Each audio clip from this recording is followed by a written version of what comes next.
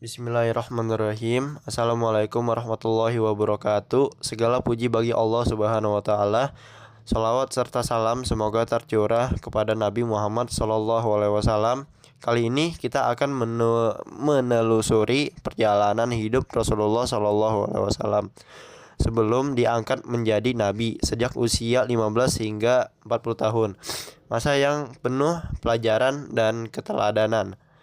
Sejak remaja, Muhammad Shallallahu Alaihi Wasallam dikenal sebagai pemuda yang jujur, sopan, dan jauh dari perbuatan maksiat. Di tengah masyarakat Mekah yang penuh penyembahan berhala dan kebiasaan buruk, beliau tetap menjaga kehormatan diri dan tidak pernah terlibat dalam hal yang dilarang.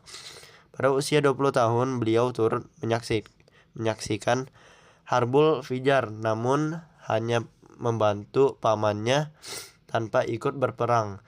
Tak lama setelah itu beliau ikut dalam Hilful Fadul, perjanjian antar suku untuk menegakkan keadilan dan menolong orang yang tertindas.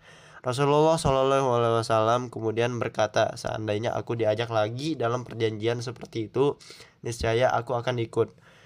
Saat berusia 25 tahun, Nabi SAW menjadi pedagang yang amanah. Kejujurannya membuat banyak orang menghormatinya, termasuk seorang wanita mulia bernama Khadijah binti Khuwailid. Khadijah yang kagum pada akhlaknya akhirnya melamar beliau. Dari pernikahan itu beliau dikaruniai beberapa anak dan hidup dalam rumah tangga yang penuh ketenangan dan kasih sayang. Ketika usia 35 tahun terjadi pembangunan kembali Ka'bah. Kaum Quraisy berselisih tentang siapa yang berhak meletakkan Hajar Aswad. Dengan kebijakannya, Nabi Muhammad SAW membentangkan kain, meletakkan batu itu di tengahnya, dan meminta setiap pemimpin suku mengangkat bersama.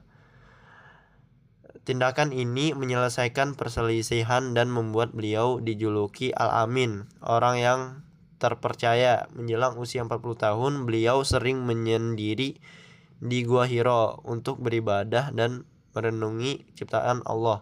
Hingga akhirnya pada bulan Ramadan datanglah malaikat Jibril membawakan wahyu pertama. Iqra bismi rabbikal ladzi khalaq.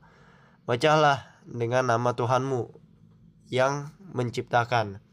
Sejak saat itu Muhammad SAW resmi menjadi rasul terakhir, pembawa risalah kebenaran bagi seluruh manusia. Ibrah atau pelajaran dari masa ini, kita belajar bahwa kejujuran, kesabaran, dan akhlak mulia adalah kunci keberkahan hidup.